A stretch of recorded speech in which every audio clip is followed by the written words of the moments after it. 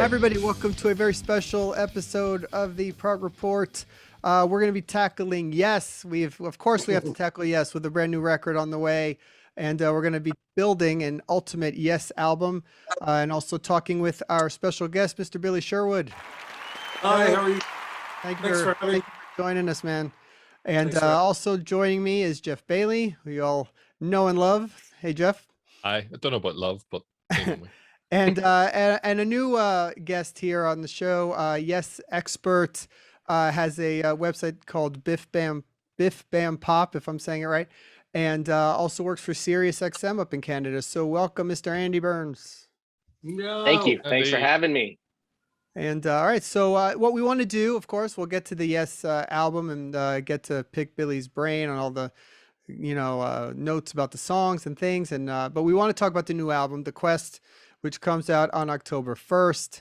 A second single just dropped, Dare to Know, which is great. It's out there on YouTube, and The Ice Bridge is also out there if you guys want to check it out. Great songs. The album is fantastic. We've had a chance to hear it. Congratulations. Really, it's a really great piece of work, and I'm excited for fans to hear it. But Billy, just real quick, I mean, the last year and a half, not being able to tour and getting a chance to work on this album. I mean, talk about the last year and when the process started. About, was it a phone call from Steve? Hey, let's get a new record going, or how did it happen? Well, first, COVID shut us down right before we were supposed to do Relayer. And I had all that music in my head that I had rehearsed for a good couple of months and had it all under my fingers. And then we shut down. And so we kind of regrouped and had a little chat, and Steve kind of initiated the concept of beginning a record. And so seemed like the right thing to do, even though we weren't all present together as a band. There's nothing we could do about that with COVID in play. But we initiated the songwriting process and sending ideas back and forth, and then started developing the record. And it was all produced by Steve over there in London. And I think for given the current conditions, it came out quite well, Yeah. What did you go with any preconception in mind? I mean, what it would be, or how long, or what kind of songs? I mean, no, not so much. It was just about what songs were feeling good and what songs were working together well as far as making an album, and making sure the continuity was there. So, Steve was kind of the sieve for all the ideas coming through and really getting onto a production level with whatever material we were committing to. So, but I think it's safe to say we're all pretty prolific songwriters individually. So there was no shortage of material. We actually had probably too much. So it's just a matter of sorting through it all and seeing what's going to work the best at the time. Yeah. Cool. Yeah. Billy, you have a writing credit on two of the songs, minus The Man and The Western Edge. In terms of, obviously, you also have all of these other strands to your careers where you're creating music from start to finish yourself.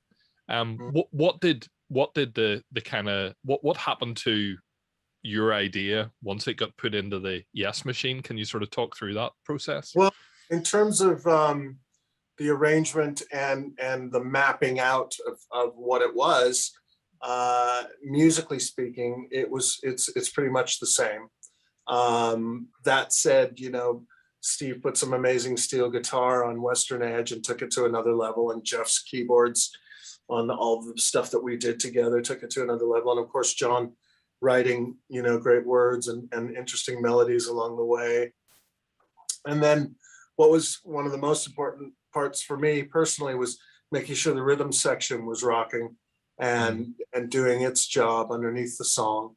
And the band actually asked me to record the drums here in LA with Alan. So Alan and I spent a good 12 days together in the studio, just working on drums and batting ideas back and forth. And, I've worked with Alan for so long in the studio that we have this relationship about drums that's kind of unique. And so So the rhythm section was really important, but the general gist of the melodic content of the song kind of remains what I had sent in.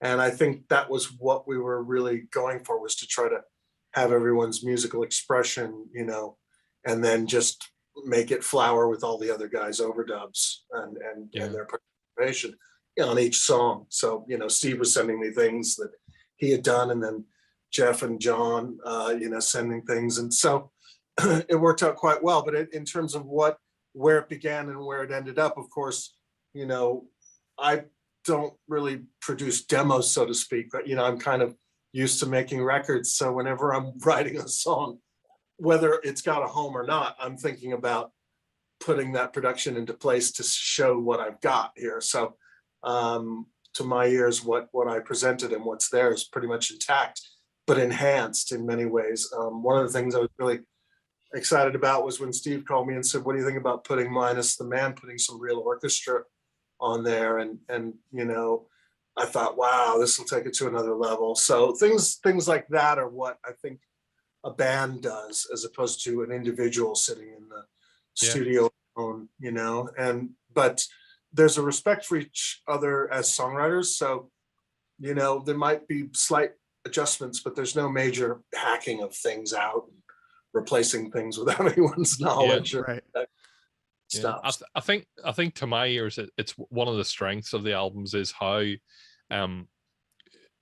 different individuals or instruments or elements get featured. I mean, I really like how it's mixed, and how there's one song where the keyboards won't be so in your face, and then in another song it'll be a different color and shade, whereas I suppose the danger is when you're separated, that kind of gets missed, or people are overplaying because they're doing it in isolation, whereas I think it comes across as a real kind of sounds like a proper band record. It feels like, to me, it feels like we were all there in the same room together. And I think a big part of that is the rhythm section design, the way that came about set the framework for the other things to just fall right into place. And really just the whole house becomes, a picture. And so it's quite a different experience to do file sharing than it is to stand in a studio with your buddies and just, talk music and make music. But nevertheless, it's the age we live in. I mean, I've been dealing with that a long time. I make tons of records and I barely see anybody. Right. That's, entirely Everyone common. says, what was it like working with Steve Stevens? I'm like, he did it at a place. I know them all, and there'll be no problem getting together, but everyone's so used to like, send me the file, you know what I mean? That this is the world we live in. That said, I'd love to see a Yes record in the future made old school, where we all just, like we did that with The Ladder, for instance, where we moved up to Vancouver, Canada for a few months and all had our own apartments, met at the studio every day and wrote for 30 days and then crafted the record in the studio with Fairbairn. And there's something to that too, because that's got to be a lot of fun. I mean, you could be sitting in the back of the room, just not saying anything. And an idea comes out and then you speak it to the room, and it either, it floats or it doesn't. But those moments are not there when you're doing file share.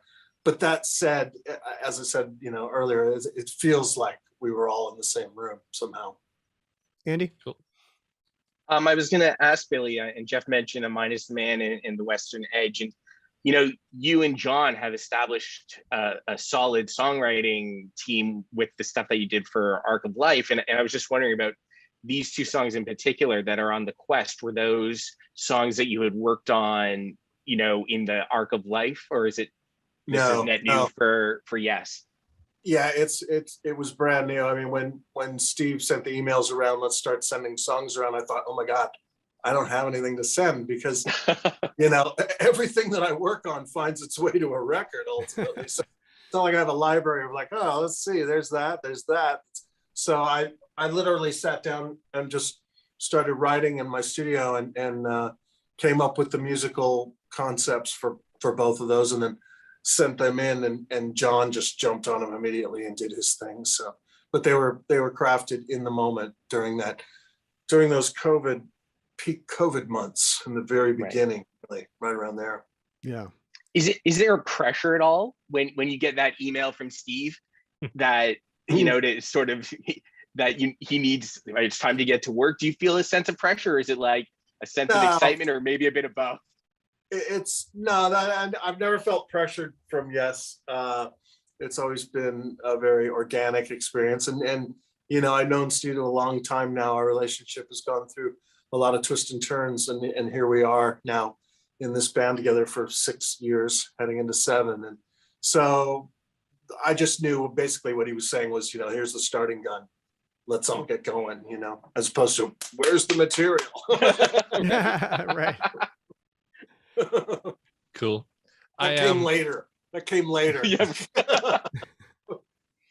Just by sheer coincidence, in the mail today, I got copies of the Prog Collective and the Emerson and Lake tribute albums. I actually bought them both in Bandcamp before, but I wanted to get the hard copy of them. I just wanted to talk a little bit about the Prog Collective, the recent album, Worlds on Hold.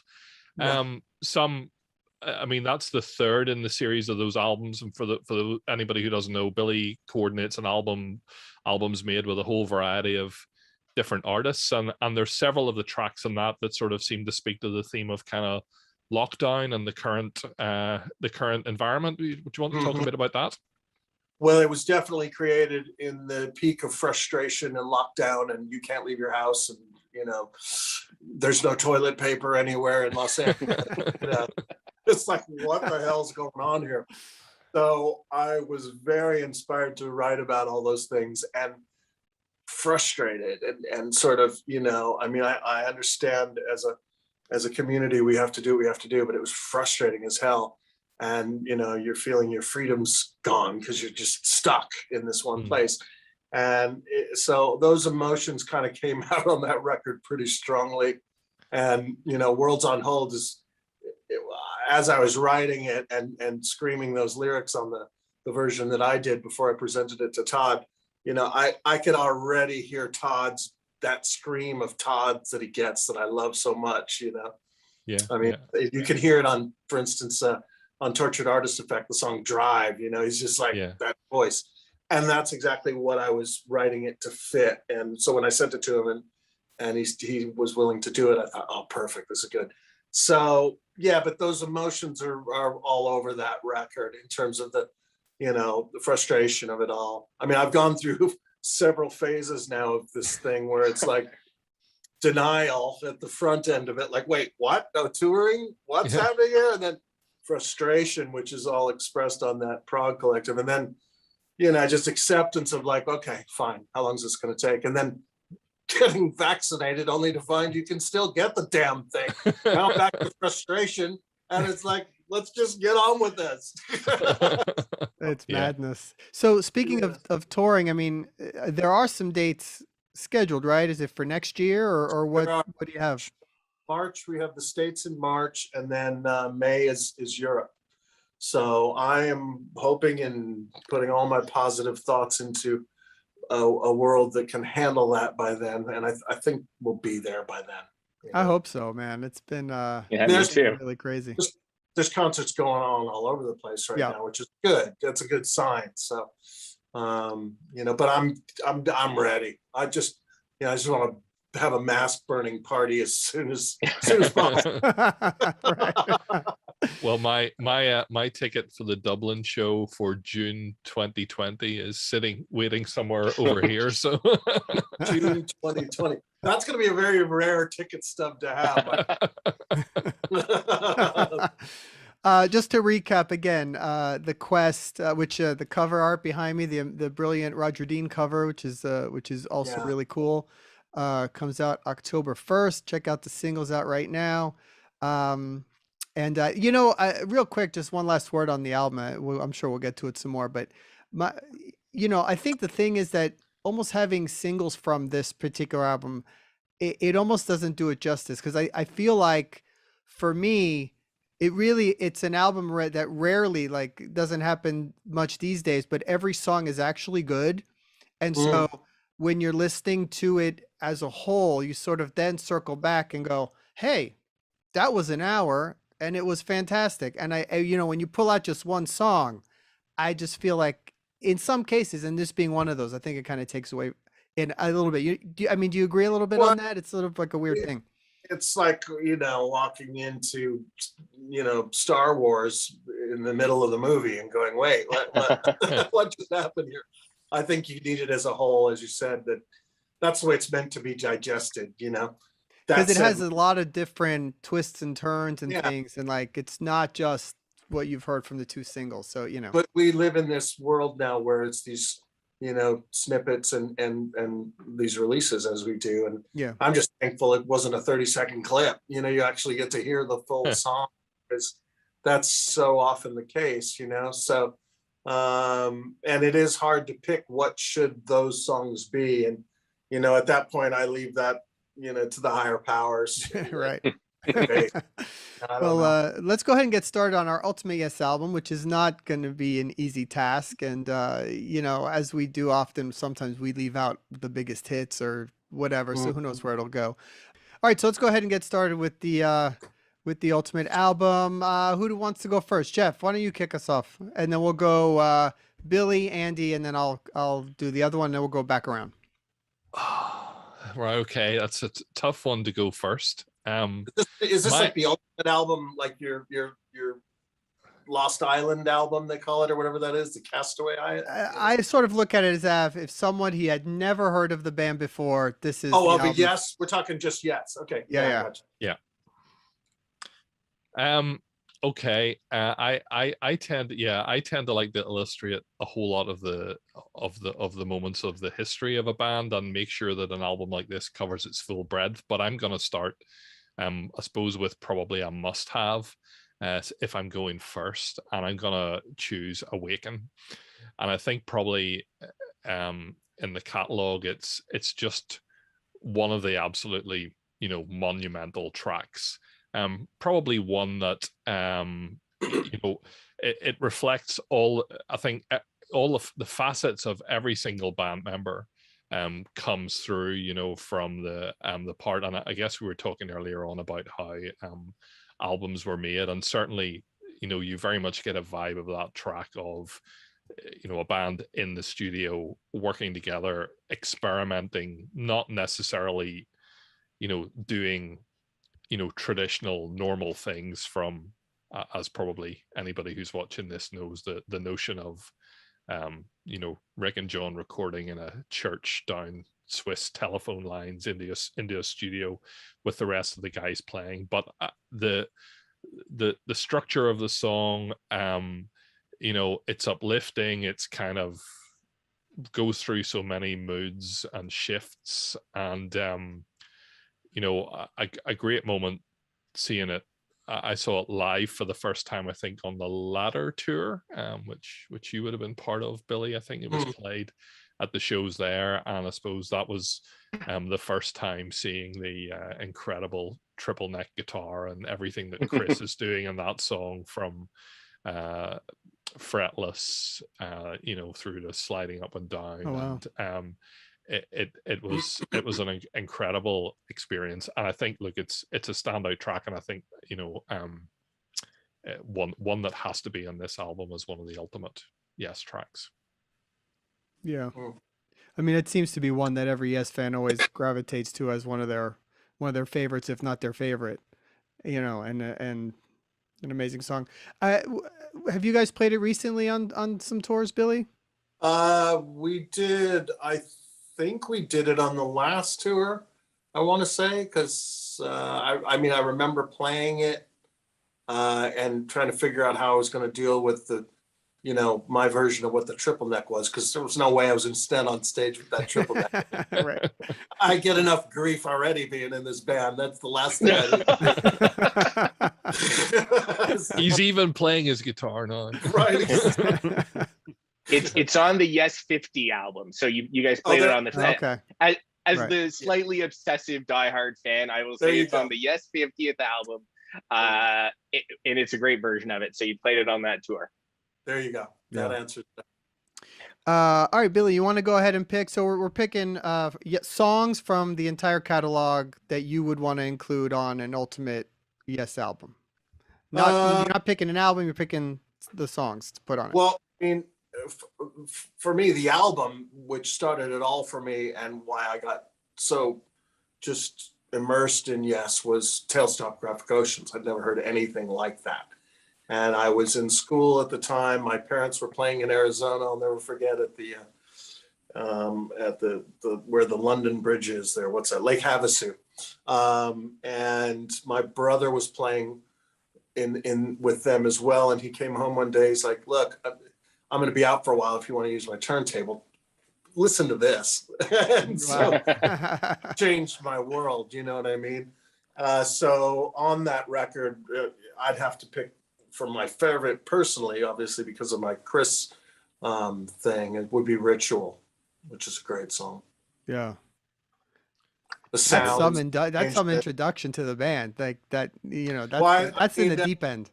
That's where I jumped straight in. You Yeah. know what I mean? And I mean, there's a lot of people whose first introduction to the band is Owner of a Lonely Heart, and then they get to Relay and go, what the hell happened? That's right. So I think it's easier. It's an easier sell going the other way, actually. Yeah. Throw them in, and if they're happy, then you know the rest is history. That's amazing. I would say an amazing entry point into the band. I think for some people it probably was their exit point of the band. I'm not talking about band members, but you know, it's strange because, I'm surprised by the Yes fans often. You know, reading what it's like, because I'm one of them. You know what I mean? I'm a diehard. It's like way before I knew these guys. You know, I was 12 when I started figuring this stuff out. So you know, I've earned my stripes as a fan, and it just shocks me some of the divisive stuff that kicks in. But you know, Owner of a Lonely Heart was some people's first entry point into the band, and God bless them for it. So you know, when the older crowd is like, "What? That's not Yes." It's like, that's not fair. This is where this guy came in. I get now, you know, because I'm getting older, I get people at the meet and greets who come up and say, "My entry point was The Ladder," and you know, from there I went backwards. It's like, wow, that's interesting, you know. So it's the entire catalog just has so much to offer, but there's different areas of songwriting, obviously, as time goes by. But you know, people don't consider, I don't think a lot of people consider why music was conceived the way it was conceived when it was conceived. So, and what I'm getting at by this is that's back when you had a record company like Atlantic Records throwing down big money for a band to go experiment in a studio and write 4 songs for a double album. Right. That doesn't happen anymore. You know what I mean? Now it's like, play me your best 20 seconds and let's see if we can make you a career. You know what I mean? So those records were conceived in those timelines because of the environment.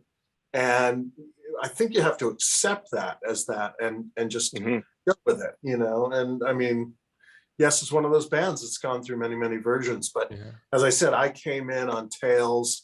That's what got me. And I just accepted everything from that point forward. I mean, you know, drama, Fly From Here, all of it, you know, the different lineups, the different characters and cast members, you know, it's just part of the experience.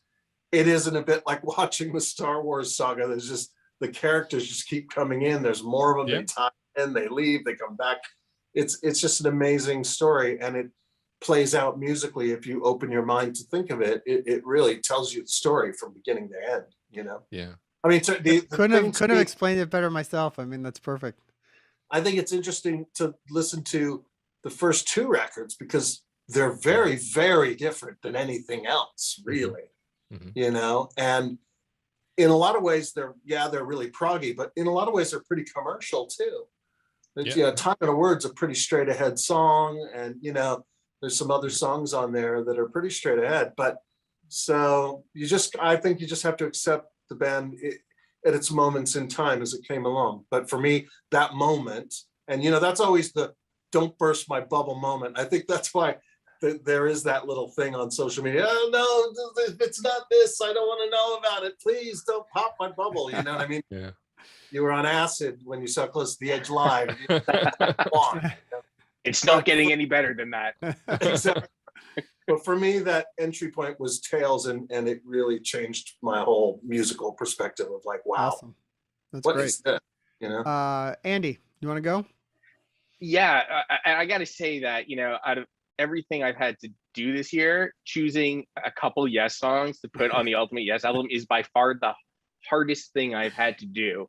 I am an Yes is my favorite band of all time. So, and I came in when I was 14 years old. So 1991 when Union came out. And at that time, there wasn't the web to go on and learn about bands. So the way that I learned about Yes, and it wasn't really the best way, was I had a Rolling Stone magazine album guide, and it gave credit to the obvious albums, the Yes album and Fragile and Close to the Edge and 90125, but everything else, Drama, which I think we all regard now as a classic, was, oh, there's no John, there's no Aikman, this is not great. The first two albums were dismissed in this album guide. So I didn't, as much as I loved what I was listening to, I didn't really get into a lot of the stuff, including Tails, until probably when I was in my, late teens, early 20s, and Keys to Ascension came out, and The Revealing Signs of God was on there. And suddenly I'm like, oh, wow, this is a really good song. What are these books talking about? And part of my part of my journey as a fan, which, for me is wonderful and never ending, is, constantly inundating myself with this music. And so when I tried to make my list, the one thing that I thought about was I wanted to pick some music that isn't the most obvious. And Billy, what you were saying about those first two albums was a wonderful segue, because my first song would be the opening track to the first album, Beyond and Before. And, one of the main reasons is because, I played bass guitar because of Chris Squire. I played it poorly, but I played bass because of Chris. My first bass was an imitation Rickenbacker that I bought for $90 from a music school. And I didn't really listen to that first Yes album though until I was probably, Rhino put out those reissues in the early 2000s, but I don't really think that I got there until even a couple years after that. And now it's a top 5 Yes album for me. And Beyond and Before, it kicks off with Chris's bass, and it is not subtle. It is in your face, and it is so, it moves me every time that I hear it. But at the same time, and I think, Billy also referred to the cast of characters in Yes. And, because you've had these groundbreaking albums with, the Yes album and Fragile, Close to the Edge, and going into Tails, sometimes people, I think a lot of people, certainly, sort of a casual fan, or even someone who only knows maybe Roundabout or Owner, they don't know about Peter Banks. And the guitar work that Peter Banks does on those first two albums, those are very clear building blocks, I think, to what Steve would achieve once he came into the band. And it's, there's certainly a stretch between the music of the 70s and what Trevor did, in the 80s with Big Generator and with 90125. But, on a song like Beyond and Before, that's Yes. And it may not have been the Yes that, popped up in 1971 or, that changed the world, because as far as I'm concerned, those 3 core albums did change the music world for sure. But there was a lot of great stuff happening on those early albums as well, that I think, hopefully more people are discovering it now, rather than like when I was 14 and had a book that said, no, you don't need to listen to these now. Right. Now, whether it's, you find it on streaming or what have you, that music is great. So, for me, it started the very beginning. And that album is top 5 debut for me from any band. And then that first song, like I said, you got Chris kicking it in with the bass. And, I talked to Tony Kaye not long ago because he's got a solo album coming out. And the first thing I said to Tony was, I try to play it cool when I get to talk to Yes musicians, because I'm a fan. but I said, I can't play it cool with you because you are my favorite Yes keyboard player. And he said to me, I don't get that often. Normally it's the guy with the cape. But on those early Yes albums, you know, Tony is such a fundamental piece as well. And you hear it on that opening track. That first taste of Yes is just, I think it's fantastic. And so that's how I would, you know, that's my first entry. You know what? I knew you were the right guy for this podcast, man. It's like, no brainer. Well, I could ramble and I apologize. Is that the one that begins with dong ding da do do dee dong ding ding, or am I thinking that's no, Survival. that's Survival. Yeah, my bad. No, Beyond and Before is do do do do do do do do do. Oh, right. Obviously, I'm not quite capturing its essence. Fantastic. There. This is awesome.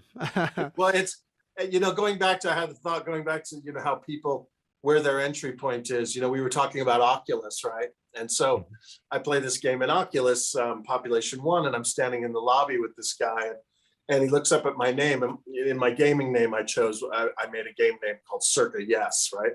And so he looks up at my name and he goes, Yes, God, I love that band. I said, man, we don't know each other, right? It's just, he has no clue. And I said, oh yeah, it's a pretty cool band, isn't it? He goes, yeah, I'll tell you. I said, how do you know the band? He said, well, when I was a kid, I'm a video gamer freak, and we had this game called Homeworld. Wow.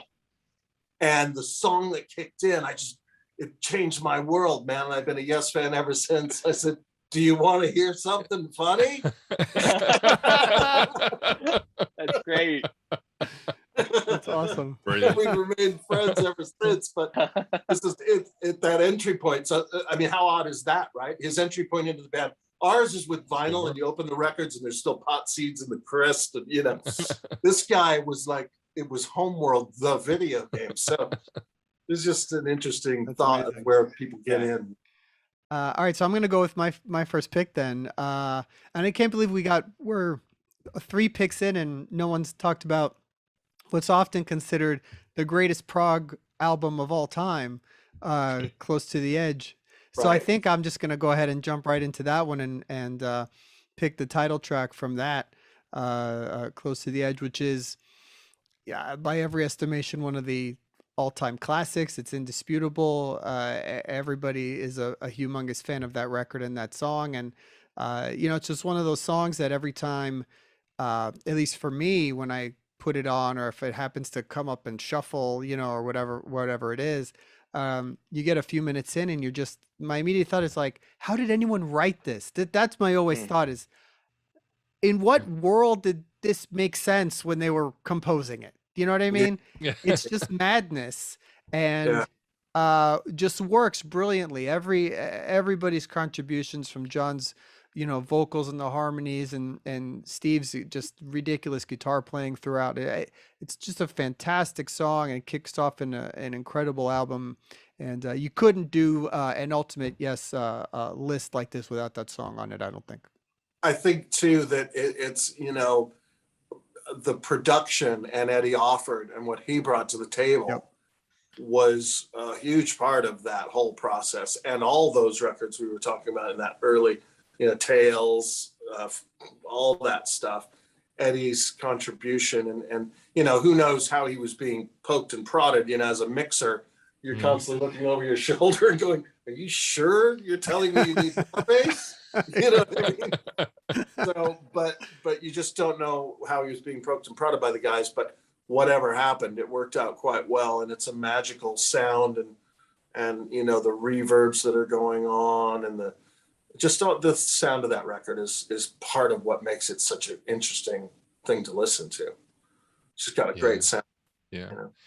there are you can cut this if I'm not allowed to mention this, but on YouTube, there are people who have somehow managed to kind of isolate some of the different tracks from the album, and you can find, you know, the guitar track or the drum and bass track, and listen, for hardcore fan listening to that in isolation, like it's the playing is just a masterpiece. And particularly given that, you know, I think when the band were recording that, they were touring, and they were kind of, you know, all the stuff got broken down, and they went and played a gig somewhere, and then they came back and set up again for another few days, and, you know, piecing it together with fairly primitive technology just must have been incredible. Well, you know, I heard too, from Chris and from Eddie actually when I worked with him, because I worked with him on the song "The More We Live" that ended up on the Yes Years box set.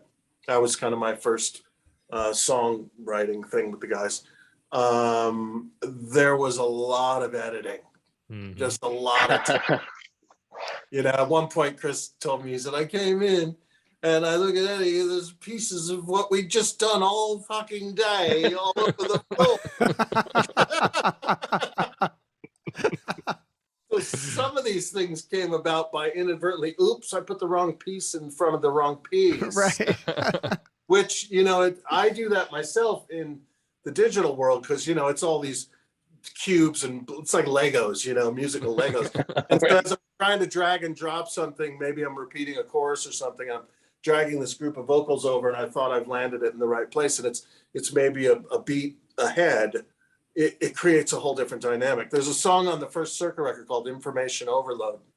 Yeah. And Alan went in and played, and this isn't me moving things physically, but it's the same kind of concept. When I started the click off for him to go, I didn't realize I had queued it up to miss beat 1. So it started on beat 2. So he thought 2 was 1, right? So he started playing backwards against what I'd had. And I was standing in the control room going, what the hell's going on? And I was about to stop him. And then all of a sudden it's just listen to it. And I was like, holy cow, I never would have thought of this way. This is cool. Don't bother him. Let him just get this take. So he came down. He's like, what do you think? I said, well, you're a quarter note off the whole way, but it's actually happy accidents. It's a lot of that too. And Close to the Edge, I know firsthand from Chris, because I spoke about all these albums with Chris in great detail. And there was a lot of editing on Close to the Edge and Tales. He told me just tons of editing. I bet. You played that. You can hear it on Tales more than Close to the Edge, I think, where there's these sections and then they switch, and you can tell that's a new take of something, and but that's the creative mind of the producer in that case, Eddie, just doing really trippy things for God knows what reasons, but they came out great artistically, and that's what it's all about. What was it like? What was it like for you to play? I saw you play it. I think you guys played it on the Ladder tour, and when you were playing guitar, and then you played it on Yes 50 as a bassist. What's it like sort of going from those instruments and really, going from someone who like us was a fan, and then suddenly you're playing like this classic of prog rock? Like, is it strange transition for you? Playing any of the music is always like I've always got those thoughts running through my head about what I'm playing, and it's always just, oh my God. That said, when I play Close to the Edge on guitar, as you say, I went back to the record because the guys were like, well, what are you going to do on Close to the Edge? I'm like, let me listen to it, And I found all of these overdubs that had never been played ever by Steve that he did. Wow. Records. So there's multiple layers of things. Starting with the harmony of, what I mean? So I just kind of found my way in cleverly that it made sense, and no one was holding up any stop signs and saying, nah, because they were all parts that were on the record. So, it made sense. Cool. Yeah. Now switching over to bass, it's a whole other thing because I'm playing what Chris played and filling his role doing that. So it came with so many emotions, and anytime we play something I haven't played on bass yet, which by now I've played a lot of it, there's always moments that just make me have to put my head down and get my composure together because it's it's too much. You know what I mean? This is the stuff I used to sit around and listen to and go, how the hell did this guy do that? That's just listen to that. And now I'm replicating it on stage, and he's not there, and the audience, and you turn around and you got Steve Howe and Alan White. It's a trip. You know what I mean? And I love playing stuff that we haven't, which is what I've been enjoying this album series thing, because now I've played 3 sides of Tales, Gates of Delirium, Close to the Edge, Fragile, Drama, all these. It's like my favorites, right? Yeah. And they all come with a weird punch, and it hits me in the weirdest moments. You know what I mean? The first time I played Owner, we were playing that on the first tour that I did when I first joined in as the bass again. And just that simple little boom, boom, boom. Yeah. I wasn't thinking about anything, and I got up to play that line, and I pulled that first note, and it was like I just lost it. It was like, wow, you know. So there's always moments like that. Another moment that I really was like an emotional moment is the end of Dawn of Light lying between the silence and some sort Revealing of science. Revealing. Yeah, the end. There's just certain moments that just get me, you know? And so that's a different, I wasn't thinking of any of that when I was playing guitar. I was still blown away that it's like, holy cow, look what we're doing here. But the whole job I took on once Chris asked me to do this it came with a whole range of emotions, which, you know, it comes with the territory. I loved what he did, and I hate the fact that he's not here with us, you know? So. Okay, so let's just speed up a little here. Sorry. Jeff, your second pick. Okay. Very briefly, Billy was talking about his NTS. I'd heard various bits and pieces of the music, and at that time, my main way of getting albums and stuff was our public library let you borrow them. So I went down and grabbed the 3 Yes albums that they had, and they were the Yes album, Drama, and 90125. And again, back in the days before the internet, you know, you didn't know a lot about a band, but you start looking at the sleeve and you go, all right, so these guys play on the first album, and then look, there are lots of different people on the next one, and then it's a different singer, and then that singer becomes the producer, and then the keyboard player from the S album, he's then the keyboard player on the more recent album. And you know, for me, that was my intro, figuring that out and going, all right, okay, this is a band that just chops and change and switches around. And you know, for me, it's always been, you know, lineup changes have been totally easy to accept. But I think, again, what was the first track that I properly listened to? It was the first track on the Yes album, Yours Is No Disgrace. And you know, clearly Steve's entrance into the band, and just a phenomenal showcase for him as a guitar player, a phenomenal showcase for the band vocally, and I think probably something that came over from the first 2 albums into the Yes album, but possibly tailed off over the years, was actually the 3-part harmony between Chris and Steve and John. And you know, that's something that was you know, that was really strong in that album and in that track. And again, the differing sections, you know, the sort of the guitar lines that go from sort of jazzy Wes Montgomery style to sustained style, then the mid section where, you know, they're just singing with just the bass playing. And yeah, it's always been one of my favorite tracks, because for me it was my first, albeit it wasn't, it was well into the 80s. It was absolutely going to be my next pick, so I'm glad you picked it. That's yeah, I love that song. Great choice. Yep. I would have to pick America, because come on, listen to that thing. I mean, we've played it a bunch, and it's just so much fun to play. That's a good one. It's edgy as hell, and it's just really, really got a uniqueness to it, unlike any other Yes thing that satellites around it. And then that's the thing about this band. It's like, you talk about a song like Awaken, there's no other song like Awaken in the catalog. Or you talk about America, there's nothing else like that. You know what I mean? So America stands out to me as something that should be heard by people who don't know the band. Do you know any story about why they chose to cover that? What was the original? I know that Chris personally was a big Simon and Garfunkel fan, and Crosby, Stills and Nash. He always used to say I sounded like Graham Nash, which I was like, really?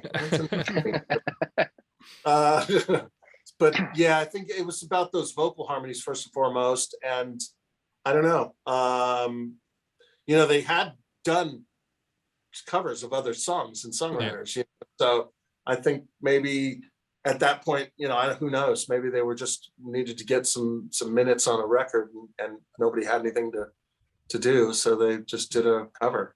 I think my nerd moment, I think I know part of the answer to that question. I mean, it was a track that actually they did a cover of way back in the Peter Banks era, because it's on a couple of radio shows and stuff like that. And I think where it first appeared was on an Atlantic Records sort of one of those sampler albums that they put out. So I think the story behind it was they were asked could they record something for that, and they didn't have anything lying around. You worked up, and so they kind of put that together. And because I think that was the last thing that Bill played on in the band. Oh, as well. Cool. Yeah, well, there you go. Good, great arrangement. And historians. We have historians. Totally. All right, Andy, what's your pick? So for my second one, I debated between two songs. I debated putting on Tempest Fugit because that song blew my mind when I heard it for the first time on Yesi. So that was my that and Doesn't Really Happen. That's where I heard those songs on that box set. And I was like, hey, this drama stuff is actually pretty good. But my second pick, if I had to choose, I've got my own personal top 5 favorite songs of all time, and Owner of a Lonely Heart is on that list. But for our purposes, I wanted Trevor Rabin era song. And I think one of his shining moments, one of the band's shining moments, is The Calling. It's, to me, when that song, when I heard that on the radio in 1994, it was the first Yes album that I was listening to as a Yes fan. It had been a couple, I didn't come in on Union as I heard it for the first time, but it had already been out. But Talk and The Calling was like, I had been waiting for this album. I had bought a program at an Emerson, Lake and Palmer concert only because Rick Wakeman's name was in the program that I saw that they were signed to Victory. It was the only reason I bought that program.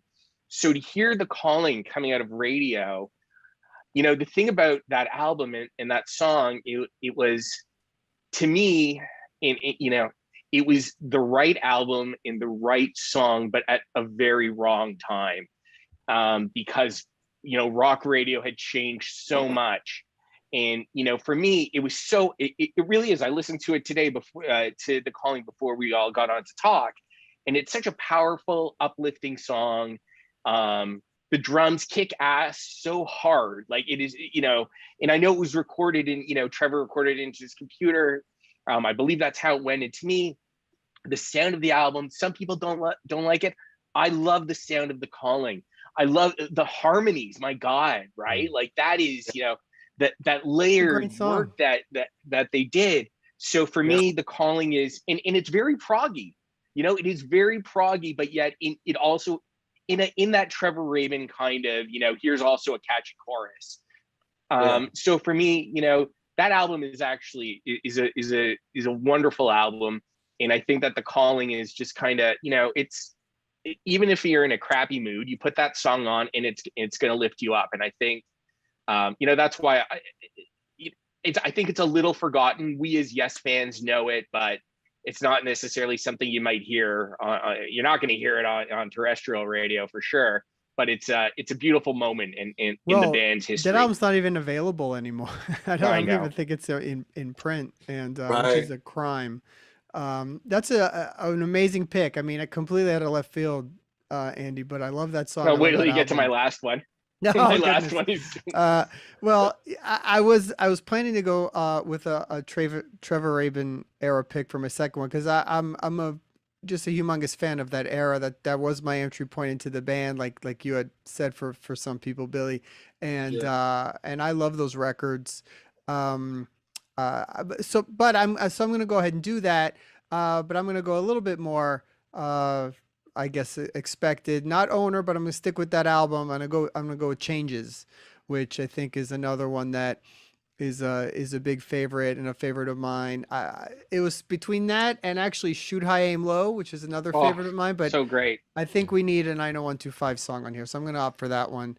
And just a crazy prog moment on that song. I'm sorry, on that album. amazing playing by all around. And I love Trevor's lead vocal parts on that because I think he's an underrated, actually really good singer. Yeah. And yeah, so there you go. We'll throw that in there. So we got two Trevor Raven songs on the list. We'll see if we have any more. But let me recap what we have here for our first two rounds. So we have Awaken, Ritual, Beyond and Before, Close to the Edge, Yours Is No Disgrace, America, The Calling, and Changes. So some real big major songs still out there for somebody if they want to do it. Jeff, your next pick. Yeah, this is so hard. I hate going first, because I mean I can think of lots of things that I would put in here, and I can also see the YouTube comments about how could they have picked 12 songs and not chosen whatever. Something big is being left off. I'm gonna go with my heart on this one. I've been listening, just random shuffling a lot of stuff, and there were two songs that really leapt out at me in the last couple of days, which are, I would say, deep cuts, and I can't really decide between them, but I'm going to pick one from the latter, New Language, Wow. which is again, I was random shuffling and the keyboard intro to that kicked in and was like, oh, I've forgotten about this one. I mean, it is an absolute tour de force. I mean, Igor's keyboards are absolutely brilliant throughout it. And again, it's one of those songs where obviously the era of the 6-person lineup, but you get to hear what everybody else is doing. It's very interesting hearing Steve, playing in the studio with another guitar player, and I think there's some brilliantly complementary stuff that goes on the whole way through that letter, but particularly in that track between what Billy's doing and what Steve is playing. It's got a kind of a, it's a long song, it's a proggy song, but it's got a lot of hooks in it, and I think for me it just came across as, I think the latter as a whole was an album that wasn't afraid, and I don't know whether this is a producer thing or whatever, but it wasn't afraid to pick kind of sounds and styles and throw them into it. And it was even listening to New Language. There's a bit where there's kind of that orchestra hit that almost sounds like the bam, that almost sounds a little bit kind of Owner of the Lonely Heart type thing. And I think that album to me is kind of, it's a celebration of everything that's gone before, but it's also got a lot of really good new stuff in it, and I really, really enjoyed listening to that song.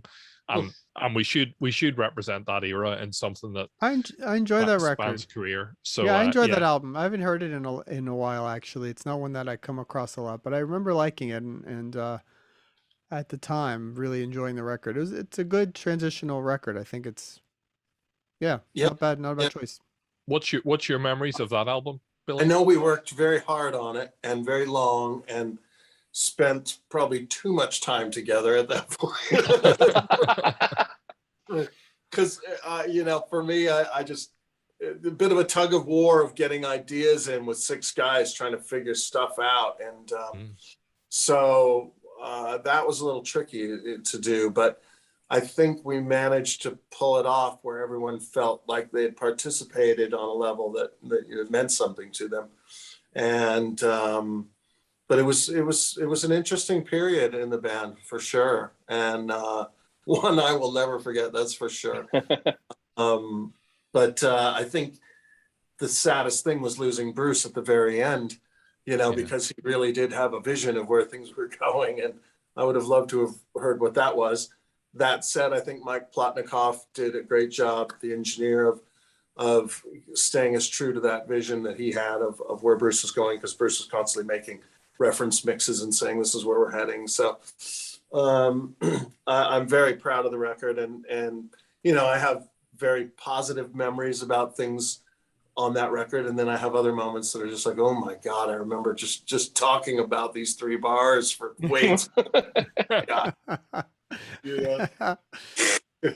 One of the things I definitely remember is, and I don't remember the names. I know more about the Yes I'm Not Involved With way more than stuff that I am involved with.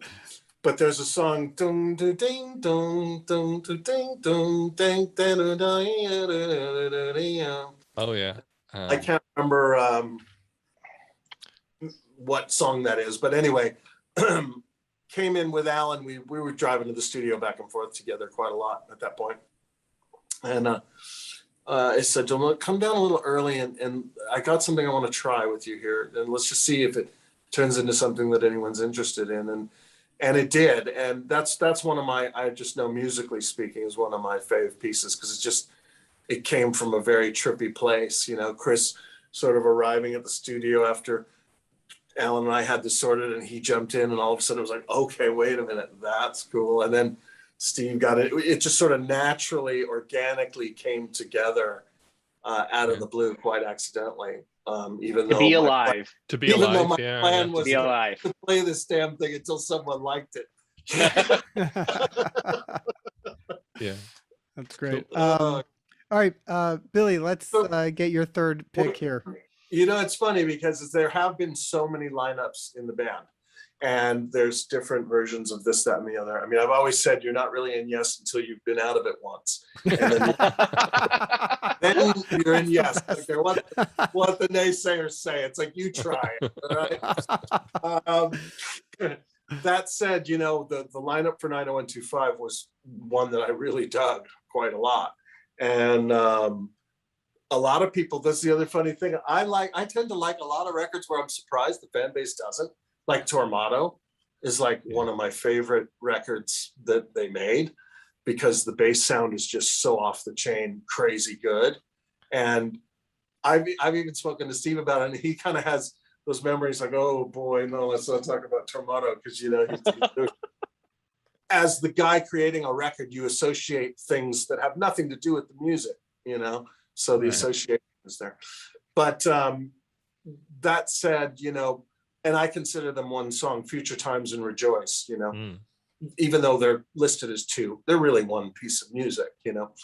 That particular piece, I must have, you know, when I bought that record, it was like, needle goes back again. I didn't listen to anything else on the record for a long time. I hadn't heard it still, because I couldn't get past what I just heard. It's like, oh my God, that's incredible.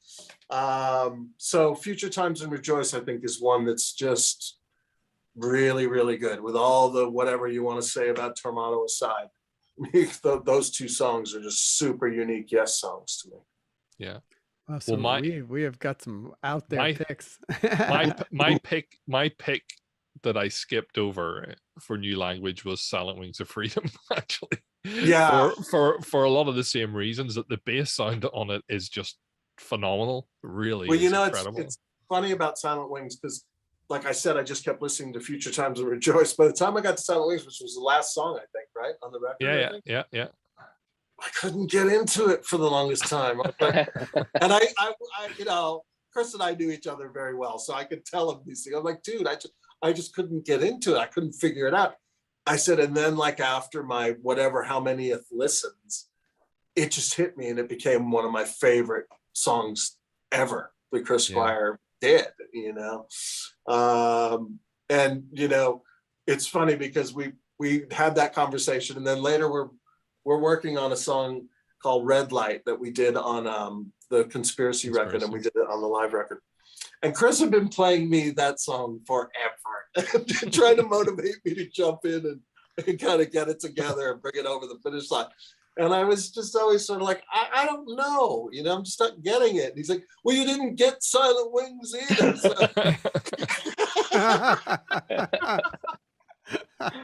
I know, but let me sit with it. So, and then, you know, one day it was like, I got it. And all of a sudden, you know, and I told Chris that, I said, I figured out your thing. You know, it's like, it's a slow build until you're sold.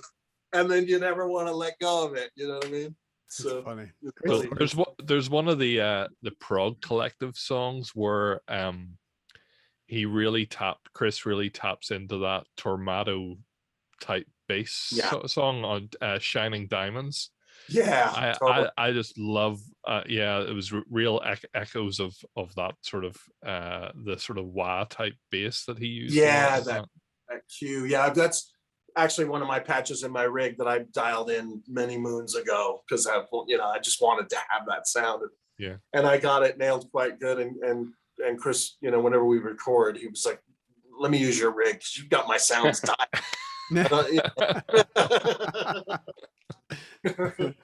So Andy, let's yeah, go go. ahead and jump to your final pick there. So I wanted to make sure that I had one epic long song to share, and I debated about the Fly From Here suite, because Fly From Here quickly became a top 5 Yes album for me. But I feel as though I needed to and wanted to pick something from the 70s lineup of Anderson and Alan White and Chris and Steve and Wakeman. And so I picked Mind Drive. And Oh, I wow. picked Mind Drive because it was, especially when you listen to Key Studio, which is, brings all of the Keys to Ascension music together into one studio album, you realize as a listening experience and as a creative entity, that lineup of musicians in the mid 90s still had it when there was. And unfortunately, just because I think of all this sort of the record label, brouhahas and issues with the Keys to Ascension stuff and the way that studio material came out, not enough people heard it. But Mind Drive is another Yes epic. It's got its roots in when Chris and Alan were working with Jimmy Page for what was at that time the XYZ stuff. Yeah. But Mind Drive is like it's epic, and it's everything that you'd want from a larger piece of Yes music. And when I hear it, and I really do go back to Key Studio quite often. When I listen to it, I'm like, God, it still feels fresh. I think John's lyrics, Mind Drive came off of, when you first heard it on Keys to Ascension 2, that came off of, from Keys to Ascension 1 and 2, the studio tracks on there, that they were okay.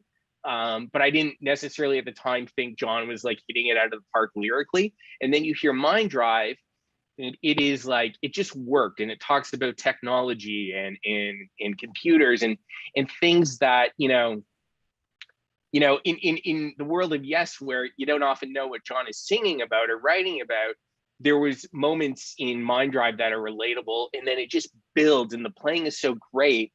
And when they played it on the 35th anniversary tour, it was great. It was great to hear them pull out a larger piece of music where, for the Masterworks tour and, for those first, that first like run when Wakeman came back in the band, it was, for me anyway, it was a little, I was happy to see the lineup, but it was somewhat nostalgia based.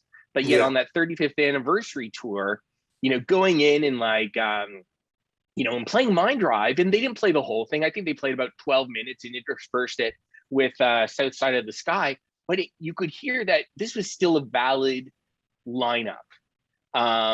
This was still a group of musicians that had something to say, in that in Mind Drive as an epic stands, nicely with everything else I think that lineup of the band did. And I thought, for me, it's like, because as I was making my choices, I wanted to go the less obvious route, because people will know Harder with the Sunrise, or people will know And You and I. And this is a band that, even, like into the mid to late 90s, that group, they made a killer prog rock album. Just not enough people heard it. Not their fault. So yeah, so Mind Drive was awesome. my last pick. Yeah. You came strong with the out of left field choices, man. Good for you. Well, I know we got to wrap it up. So I'm going to go ahead and jump in with my last pick, and I'm going to be that guy to go, straight down the middle here, because I think we need this song. We need Heart of the Sunrise to close out this album. So I think we have to go there. With all apologies to Roundabout, I'm going to go Heart of the Sunrise.